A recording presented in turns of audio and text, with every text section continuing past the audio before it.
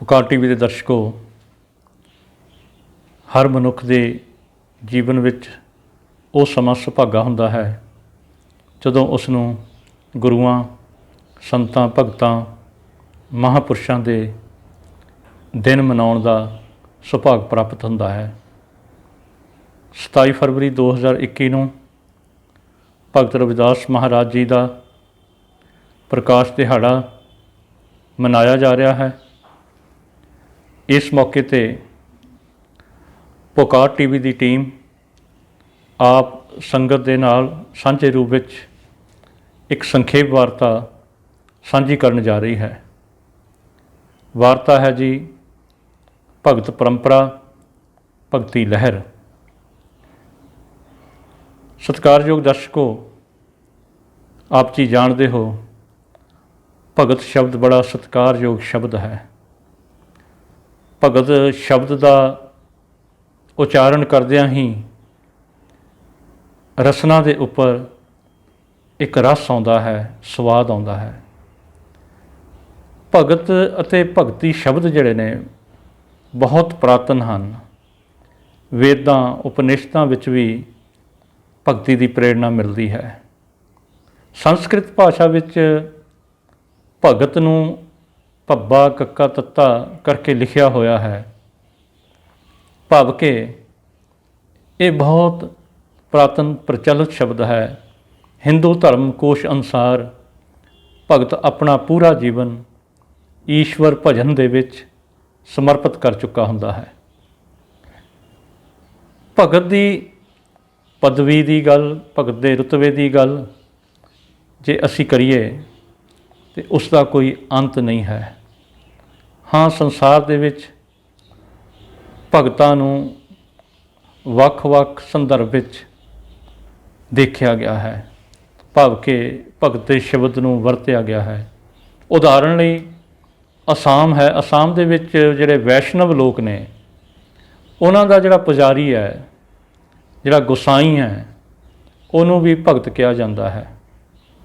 ਇਸੇ ਤਰ੍ਹਾਂ ਹੀ ਉੱਤਰ ਪ੍ਰਦੇਸ਼ ਵਿੱਚ ਰਾਹੂ ਦੀ ਪੂਜਾ ਕਰਨ ਵਾਲੀ ਇੱਕ ਸ਼੍ਰੇਣੀ ਹੈ, ਉਹਨੂੰ ਨਿਮਨ ਸ਼੍ਰੇਣੀ ਕਿਹਾ ਜਾਂਦਾ ਜਾਂ ਨੀਚ ਸ਼੍ਰੇਣੀ ਕਿਹਾ ਜਾਂਦਾ ਹੈ।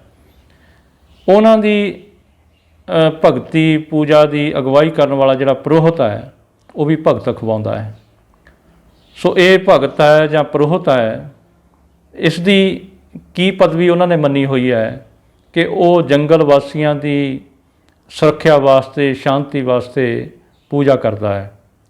ਸੋ ਅਸੀਂ ਅੱਜ ਸਮਝਦੇ ਹਾਂ ਗੁਰੂ ਗ੍ਰੰਥ ਸਾਹਿਬ ਵਿੱਚ ਜਿਹੜੇ 15 ਭਗਤਾਂ ਦੀ ਬਾਣੀ ਹੈ, ਉਹ ਭਗਤਾਂ ਦੀ ਇਸ ਪਦ ਪਦਵੀ ਨੂੰ ਸਾਡੇ ਸਾਹਮਣੇ ਕਿਵੇਂ ਰੱਖਦੀ ਹੈ। ਸੋ ਜੇ ਭਗਤਾਂ ਦੀ ਆਪਾਂ ਪਦ ਪਦਵੀ ਦਾ ਨਿਰਣਾ ਕਰਨਾ ਹੋਵੇ ਤਾਂ ਸਾਡੇ ਕੋਲ ਦੋ ਢੰਗ ਨੇ। ਪਹਿਲਾ ਢੰਗ ਹੈ ਜੀ ਕਿ ਗੁਰੂ ਗ੍ਰੰਥ ਸਾਹਿਬ ਵਿੱਚ ਕੀਤੀ ਹੋਈ ਭਗਤਾਂ ਦੀ ਵਿਆਖਿਆ ਕਿ ਭਗਤ ਕੌਣ ਹੈ, ਅਤੇ ਦੂਸਰਾ ਹੈ ਜੀ ਕਿ ਗੁਰੂ ਅਰਜਨ ਸਾਹਿਬ ਜੀ ਮਹਾਰਾਜ ਜੀ ਨੇ ਭਗਤ ਬਾਣੀ ਨੂੰ ਪ੍ਰਵਾਨ ਕੀਤਾ ਹੈ ਅਤੇ ਗੁਰੂ ਗ੍ਰੰਥ ਸਾਹਿਬ ਦੇ ਵਿੱਚ ਦਰਜ ਕੀਤਾ ਹੈ। ਸੋ ਜਿਹੜੀ ਇਹ ਭਗਤੀ ਲਹਿਰ ਹੈ, ਇਹ ਬੜੀ ਵਿਸ਼ਾਲ ਹੈ। ਇਹਦੀ ਪਰੰਪਰਾ ਹੈ, ਇਹਦਾ ਲੰਬਾ ਵੱਡਾ ਇਤਿਹਾਸ ਹੈ। ਮੰਨਿਆ ਜਾਂਦਾ ਹੈ ਕਿ ਭਗਤੀ ਲਹਿਰ ਜਿਹੜੀ ਹੈ ਇਹ ਰਾਮਾਨੁਜ ਤੋਂ ਆਰੰਭ ਹੋਈ ਹੈ। ਬਹੁਤ ਸ਼ਕਤੀਸ਼ਾਲੀ ਧਾਰਮਿਕ ਲਹਿਰ ਸੀ ਅਤੇ ਭਗਤੀ ਲਹਿਰ ਦਾ ਮੁੱਖ ਕਾਰਨ ਮੰਨਿਆ ਜਾਂਦਾ ਹੈ ਹਿੰਦੂ ਧਰਮ ਦੇ ਵਿੱਚ ਨੀਵੀਆਂ ਜਾਤਾਂ ਅਤੇ ਜਿਨ੍ਹਾਂ ਨੂੰ ਸ਼ੂਦਰ ਕਿਹਾ ਜਾਂਦਾ ਹੈ, ਉਹਨਾਂ ਦਾ ਅਪਮਾਨ ਹੋਣਾ। ਦੂਸਰਾ, ਕਰਮਕਾਂਡ ਹੋਣੇ। ਇਹ ਪਹਿਲਾ ਕਾਰਨ ਹੈ।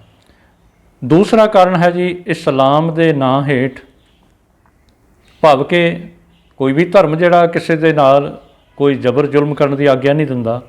ਇਸਲਾਮ ਦੇ ਨਾਂ ਹੇਠ ਜਿਹੜਾ ਜ਼ਬਰ ਹੁੰਦਾ ਸੀ, ਜ਼ੋਰ ਹੁੰਦਾ ਸੀ, ਉਸ ਦੇ ਕਾਰਨ ਵੀ ਇਸ ਭਗਤੀ ਦੀ ਲਹਿਰ ਨੂੰ ਜਿਹੜਾ ਹੈ ਸਾਹਮਣੇ ਆਉਣਾ ਪਿਆ। ਸੋ ਇਸ ਸਾਹਮਣੇ ਆਈ ਹੋਈ ਜਿਹੜੀ ਭਗਤੀ ਲਹਿਰ ਹੈ, ਇਹਦਾ ਧੁਰਾ ਇੱਕ ਨਹੀਂ ਹੈ, ਇਹਦੇ ਬਹੁਤ ਸਾਰੇ ਧੁਰੇ ਨਿਕਲੇ ਹਨ। ਪਰ ਗੁਰੂ ਅਰਜਨ ਸਾਹਿਬ ਨੇ ਜਿਨ੍ਹਾਂ 15 ਭਗਤ ਸਾਹਿਬਾਨ ਨੂੰ, ਜਿਨ੍ਹਾਂ ਵਿੱਚ ਇੱਕ ਸੂਫੀ ਸੰਤ ਵੀ ਨੇ, ਜਿਨ੍ਹਾਂ ਭਗਤ ਸਾਹਿਬਾਨਾਂ ਨੂੰ ਗੁਰੂ ਗ੍ਰੰਥ ਸਾਹਿਬ ਦੇ ਅੰਦਰ ਮਾਨ ਸਨਮਾਨ ਬਖਸ਼ਿਸ਼ ਕੀਤਾ ਹੈ, ਸਥਾਨ ਦਿੱਤਾ ਹੈ, ਉਹਨਾਂ ਦੀ ਇੱਕ ਮਿਸਾਲੀ ਉਦਾਹਰਣ ਸਾਡੇ ਸਾਹਮਣੇ ਹੈ। ਅਤੇ ਉਹਨਾਂ ਨੂੰ ਜਿਹੜਾ ਸਥਾਨ ਦਿੱਤਾ ਹੈ ਅਤੇ ਸਿੱਖ ਜਿਵੇਂ ਉਹਨਾਂ ਦਾ ਸਨਮਾਨ ਕਰਦੇ ਨੇ, ਸਤਿਕਾਰ ਕਰਦੇ ਨੇ, ਉਹ ਵੀ ਬੇਮਿਸਾਲ ਹੈ। ਗੁਰੂ ਗ੍ਰੰਥ ਸਾਹਿਬ ਦੀ ਗੁਰਬਾਣੀ ਵਿੱਚ ਭਗਤ ਜਨਾਂ ਨੂੰ ਜਿਹੜਾ ਰੁਤਬਾ ਦਿੱਤਾ ਹੈ, ਭਗਤ ਜਨਾਂ ਕੋ ਸਦਾ ਨਿਵ ਰਹੀਐ, ਜਨ ਨਿਵੈ ਤਾਂ ਫਲ ਗੁਣ ਪਾਵੈ ਗੋ। ਮੇਰਾ ਖਿਆਲ ਅਰਥ ਵੀ ਨਾ ਕਰੀਏ ਤੇ ਰਸ ਆਉਂਦਾ ਪਿਆ ਹੈ। ਭਗਤ ਜਨਾਂ ਕੋ ਸਦਾ ਨਿਵ ਰਹੀਐ, ਤੇ ਨਾਲ ਹੀ ਕਹਿੰਦੇ ਜੋ ਨਿੰਦਾ ਦੁਸ਼ਟ ਕਰੇ ਭਗਤਾਂ ਕੀ, ਹਰਨਾਖਸ ਜਿਉਂ ਪਚ ਜਾਵੇਂਗੋ। ਹਰਨਾਖਸ ਜਿਉਂ ਪਚ ਜਾਵੇਂਗੋ। ਜਗਿਆਸੂ ਸ਼ਰਧਾਲੂ ਗੁਰਬਾਣੀ ਨੂੰ ਸਤਿਕਾਰ ਦੇਣ ਵਾਲੇ, ਪਿਆਰ ਕਰਨ ਵਾਲੇ ਅਰਥ ਸਮਝ ਜਾਂਦੇ ਹਨ ਜਦੋਂ ਅਸੀਂ ਗੁਰਬਾਣੀ ਨੂੰ ਪੜ੍ਹਦੇ ਹਾਂ, ਸੁਣਦੇ ਹਾਂ। ਸੋ ਜਦੋਂ ਗੁਰੂ ਗ੍ਰੰਥ ਸਾਹਿਬ ਜੀ ਨੂੰ ਮੱਥਾ ਟੇਕਿਆ ਜਾਂਦਾ ਹੈ, ਜਦੋਂ ਸਿੱਖ ਦਾ ਮਸਤਕ ਗੁਰੂ ਗ੍ਰੰਥ ਸਾਹਿਬ ਅੱਗੇ ਝੁਕਦਾ ਹੈ, ਅਤੇ ਉਹ ਗੁਰੂ ਸਾਹਿਬਾਨ ਦੇ ਨਾਲ ਨਾਲ ਭਗਤ ਸਾਹਿਬਾਨਾਂ ਅੱਗੇ ਵੀ ਝੁਕਦਾ ਹੈ।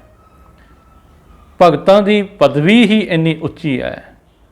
ਗੁਰਬਾਣੀ ਅਨੁਸਾਰ ਭਗਤ ਕੀ ਕਰਮ ਕਰਦਾ ਹੈ? ਰਹਿਣ ਦਿਨਸ ਰਹਿ ਇੱਕ ਰੰਗਾ, ਪ੍ਰਭ ਕੋ ਜਾਣੈ ਸਦ ਹੀ ਸੰਗਾ। ਠਾਕੁਰ ਨਾਮ ਕੀਓ ਉਨ ਵਰਤਨ, ਤ੍ਰਿਤ ਅਗਾਵਨ ਹਰ ਕੈ ਦਰਸ਼ਨ। ਹਰ ਸੰਗ ਰਾਤੇ ਮਨ ਤਨ ਹਰੇ, ਗੁਰ ਪੂਰੇ ਕੀ ਸ਼ਰਣੀ ਪਰੇ। ਇਹ ਭਗਤ ਦੀ ਸਭ ਤੋਂ ਵੱਡੀ ਇੱਕ ਉਦਾਹਰਣ ਹੈ। ਅਤੇ ਜੇ ਭਗਤ ਦੀ ਪਦਵੀ ਦੀ ਗੱਲ ਆਪਾਂ ਭਗਤਾਂ ਦੀ ਮੁਬਾਰਕ ਬੋਲਾਂ ਤੋਂ ਦੇਖੀਏ, ਅਤੇ ਭਗਤ ਰਵਿਦਾਸ ਜੀ ਮਹਾਰਾਜ ਜੀ ਕਹਿੰਦੇ, ਪੰਡਤ ਸੂਰ ਛਤਰਪਤ ਰਾਜਾ, ਭਗਤ ਬਰਾਬਰ ਔਰ ਨਾ ਕੋਏ। ਜੈਸੇ ਪੁਰੈਨ ਪਾਤ ਰਹੇ ਜਲ ਸਮੀਪ, ਭੰਨ ਰਵਿਦਾਸ ਜਨਮੇ ਜਗ ਹੋਏ। ਦੁਨੀਆ ਦਾ ਕੋਈ ਵੀ ਵਿਦਵਾਨ, ਸੂਰਮਾ, ਛਤਰਪਤ ਰਾਜਾ ਭਗਤ ਦੀ ਪਦਵੀ ਦੀ ਬਰਾਬਰੀ ਨਹੀਂ ਕਰ ਸਕਦਾ। ਅਤੇ ਭਗਤ ਰਵਿਦਾਸ ਜੀ ਨੇ ਤਾਂ ਇਹ ਭਾਵ ਪ੍ਰਗਟ ਕਰ ਦਿੱਤਾ ਹੈ ਕਿ ਭਗਤਾਂ ਦਾ ਹੀ ਜੰਮਣਾ ਜਗਤ ਵਿੱਚ ਮੁਬਾਰਕ ਹੈ। ਕੇਵਲ ਤੇ ਕੇਵਲ ਭਗਤ ਦਾ ਜੰਮਣਾ ਹੀ ਮੁਬਾਰਕ ਹੈ। ਸੋ ਭਗਤਾਂ ਦਾ ਬਹੁਤ ਵੱਡਾ ਸਥਾਨ ਹੈ, ਖਾਸ ਕਰਕੇ ਸਿੱਖ ਸਮਾਜ ਵਿੱਚ, ਸਿੱਖ ਕੌਮ ਦੇ ਵਿੱਚ। ਆਪਾਂ ਛੋਟੀ ਜਿਹੀ ਉਦਾਹਰਣ ਲੈ ਲਈਏ ਕਿ ਜਿਹੜੇ ਭਗਤਾਂ ਦੇ ਅਨੁਯਾਈ ਨੇ, ਆਪਣੇ ਆਪ ਨੂੰ ਇਸ ਗੱਲ ਲਈ ਤਸਦੀਕ ਕਰਦੇ ਨੇ ਕਿ ਅਸੀਂ ਹੀ ਭਗਤਾਂ ਦੇ ਅਨੁਯਾਈ ਹਾਂ, ਉਹਨਾਂ ਨੂੰ ਮੁਬਾਰਕ ਹੈ। ਪਰ ਜਿੰਨਾ ਕੁ ਭਗਤਾਂ ਦੀ ਬਾਣੀ ਦਾ ਪ੍ਰਭਾਵ ਸਿੱਖ ਸਮਾਜ ਨੇ ਕਬੂਲਿਆ, ਸਿੱਖ ਨੇ ਕਬੂਲਿਆ, ਉਹ ਆਪਣੇ ਆਪ ਵਿੱਚ ਅਲੌਕਿਕ ਬਾਤ ਹੈ। ਹੁਣ ਆਪਾਂ ਨੂੰ ਇਸ ਦੀ ਉਦਾਹਰਣ ਸਾਂਝੀ ਕਰਨੀ ਪੈਗੀ। ਜਦੋਂ ਕਬੀਰ ਸਾਹਿਬ ਕਹਿੰਦੇ ਨੇ, ਸੂਰਾ ਸੋ ਪਹਿਚਾਨੀਐ, ਜੋ ਲਰੈ ਦੀਨ ਕੇ ਹੇਤ, ਪੁਰਜਾ ਪੁਰਜਾ ਕੱਟ ਮਰੈ, ਕਬਹੁ ਨਾ ਛਾਡੇ ਖੇਤ। ਜਿਨ੍ਹਾਂ ਇਹਨਾਂ ਬੋਲਾਂ ਨੂੰ ਸਿੱਖ ਨੇ ਆਪਣੇ ਜੀਵਨ ਦੇ ਵਿੱਚ ਮਾਣ ਦਿੱਤਾ ਹੈ, ਤਾਣ ਦਿੱਤਾ ਹੈ, ਔਰ ਇਸ ਦੇ ਪ੍ਰਭਾਵ ਨੂੰ ਕਬੂਲਿਆ ਹੈ, ਉਹ ਆਪਣੇ ਆਪ ਦੇ ਵਿੱਚ ਇੱਕ ਇਤਿਹਾਸ ਹੈ, ਵੱਖਰਾ ਇਤਿਹਾਸ ਹੈ, ਅਤੇ ਅੱਜ ਵੀ ਉਹ ਤੋਂ ਪ੍ਰੇਰਣਾ ਲਈ ਜਾਂਦੀ ਹੈ। ਸੋ ਗੱਲ ਤਾਂ ਇਹ ਹੈ ਕਿ ਜਿਹੜੇ ਭਗਤ ਜਨ ਨੇ ਨਾ ਜੀ, ਉਹਨਾਂ ਨੇ ਜਾਤ ਪ੍ਰਥਾ ਨੂੰ, ਉਹਨਾਂ ਨੇ ਮੂਰਤੀ ਪੂਜਾ ਨੂੰ ਬਿਲਕੁਲ ਆਪਣੀ ਜ਼ਿੰਦਗੀ ਵਿੱਚ ਨਾ ਮੰਨਿਆ, ਨਾ ਮੰਨਣ ਦੀ ਪ੍ਰੇਰਣਾ ਕੀਤੀ। ਅਤੇ ਨਾ ਹੀ ਅੱਜ ਵੀ ਬਾਣੀ ਸਾਨੂੰ ਇਹ ਕਿਤੇ ਵੀ ਆਗਿਆ ਕਰਦੀ ਹੈ ਕਿ ਅਸੀਂ ਜਾਤ ਪ੍ਰਥਾ ਦਾ ਜਾਂ ਅਸੀਂ ਮੂਰਤੀ ਪੂਜਾ ਦਾ ਕਿਤੇ ਵੀ ਮੰਨਣ ਕਰੀਏ। ਬਸ ਇੱਕ ਓਮਕਾਰ ਦਾ ਉਪਦੇਸ਼ ਹੈ। ਅਤੇ ਇੰਝ ਸਮਝੀਏ ਕਿ ਜਿਹੜੀ ਭਗਤ ਪਰੰਪਰਾ ਹੈ, ਉਹ ਭਾਰਤ ਦੀ ਰਿਸ਼ੀ ਪਰੰਪਰਾ ਦੇ ਵਿਰੋਧ ਵਿੱਚ ਪੈਦਾ ਹੋਈ ਹੈ। ਅਤੇ ਵਿਰੋਧ ਕਰਨ ਲੱਗਿਆਂ ਵੀ ਕੋਈ ਵੀ ਭਗਤ ਸਾਹਿਬਾਨ ਨੇ ਕਿਸੇ ਤਰ੍ਹਾਂ ਦੇ ਵੀ ਹਿਚਕਚਾਹਟ ਨਹੀਂ ਕੀਤੀ। ਜਦੋਂ ਕਹਿੰਦੇ ਨੇ ਪੰਡਤ ਮੁੱਲਾ ਛਾਡੇ ਦੋ, ਕਦੋਂ ਕਿਹਾ ਜੀ? ਜਦੋਂ ਇਹ ਐਲਾਨ ਕਰ ਦਿੱਤਾ, ਹਮਰਾ ਝਗੜਾ ਰਹਾ ਨਾ ਕੋਊ, ਪੰਡਤ ਮੁੱਲਾ ਛਾਡੇ ਦੋ, ਕੋਈ ਹਿਚਕਚਾਹਟ ਨਹੀਂ। ਤੇ ਗੁਰਬਾਣੀ ਦਾ ਵੀ ਫਰਮਾਨ, ਭਗਤਾਂ ਤੈ ਸੰਸਾਰੀਆਂ ਜੋੜ ਕਦੇ ਨਾ ਆਇਆ। ਉਹਨਾਂ ਨੂੰ ਇਹ ਐਲਾਨੀਆਂ ਪਤਾ ਹੈ ਕਿ ਜਿਹੜੀ ਭਗਤ ਦੀ ਪਦਵੀ ਹੈ ਉਹਦੀ ਸੰਸਾਰ ਦੀ ਪਦਵੀ ਨਾਲ ਬਰਾਬਰੀ ਨਹੀਂ ਹੋਣੀ। ਉਹਨਾਂ ਦੀ ਵਿਚਾਰਧਾਰਾ ਜਿਹੜੀ ਹੈ ਉਹ ਸੰਸਾਰ ਦੀ ਵਿਚਾਰਧਾਰਾ 'ਤੇ ਆ ਕੇ ਨਹੀਂ ਖੜਨੀ, ਬਲਕਿ ਉਹਨਾਂ ਨੇ ਸੰਸਾਰ ਦੀ ਵਿਚਾਰਧਾਰਾ ਨੂੰ ਆਪਣੇ ਨਾਲ ਦੀ ਨਾਲ ਤੋਰਨਾ ਹੈ। ਸੋ ਜਿਹੜੀ ਭਗਤ ਪਰੰਪਰਾ ਹੈ ਉਹ ਕਿਸੇ ਜਾਤ ਨੂੰ ਉੱਤਮਤਾ ਨਹੀਂ ਦਿੰਦੀ, ਕਿਸੇ ਕੁਲ ਨੂੰ ਉੱਤਮਤਾ ਨਹੀਂ ਦਿੰਦੀ, ਕੋਈ ਮਾਨਤਾ ਨਹੀਂ ਦਿੰਦੀ, ਤੇ ਨਾ ਹੀ ਅਧਿਆਤਮਕ ਖੇਤਰ ਦੇ ਅੰਦਰ ਕਿਸੇ ਵੀ ਠੇਕੇਦਾਰੀ ਨੂੰ ਕਬੂਲ ਕਰਦੀ ਹੈ ਕਿ ਕਿਸੇ ਵਰਗ ਦੀ ਅਧਿਆਤਮ ਖੇਤਰ ਅੰਦਰ, ਧਰਮ ਦੇ ਖੇਤਰ ਅੰਦਰ ਕਿਸੇ ਤਰ੍ਹਾਂ ਦੀ ਕੋਈ ਠੇਕੇਦਾਰੀ ਹੋਵੇ ਨਹੀਂ। ਬਸ ਗੁਰਬਾਣੀ ਨੇ ਇਸੇ ਕਰਕੇ ਹੀ ਫੈਸਲਾ ਦਿੱਤਾ ਹੈ ਕਿ ਜਿਹੜੀ ਭਗਤ ਪਰੰਪਰਾ ਹੈ, ਸੰਤ ਪਰੰਪਰਾ ਹੈ, ਇਹ ਬਹੁਤ ਉੱਤਮ ਹੈ।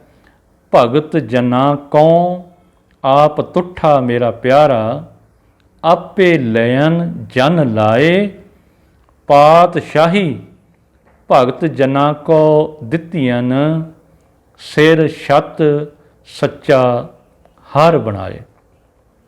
ਸੋ ਅੱਜ ਅਸੀਂ ਜਦੋਂ ਭਗਤ ਰਵਿਦਾਸ ਜੀ ਮਹਾਰਾਜ ਜੀ ਨੂੰ ਯਾਦ ਕਰ ਰਹੇ ਹਾਂ ਤੇ ਸਾਡਾ ਇੱਕ ਨੈਤਿਕ ਫਰਜ਼ ਬਣਦਾ ਹੈ ਕਿ ਅਸੀਂ ਇਸ ਮਹਾਨ ਭਗਤੀ ਪਰੰਪਰਾ ਨੂੰ, ਸੰਤ ਪਰੰਪਰਾ ਨੂੰ ਅਤੇ ਗੁਰਬਾਣੀ ਦੇ ਵਿੱਚ ਸੁਭਾਇਮਾਨ ਭਗਤ ਸਾਹਿਬਾਨਾਂ ਦੀ ਗੁਰਬਾਣੀ ਨੂੰ ਨਤਮਸਤਕ ਹੋਈਏ, ਕੋਟ ਕੋਟ ਪ੍ਰਣਾਮ ਕਰੀਏ।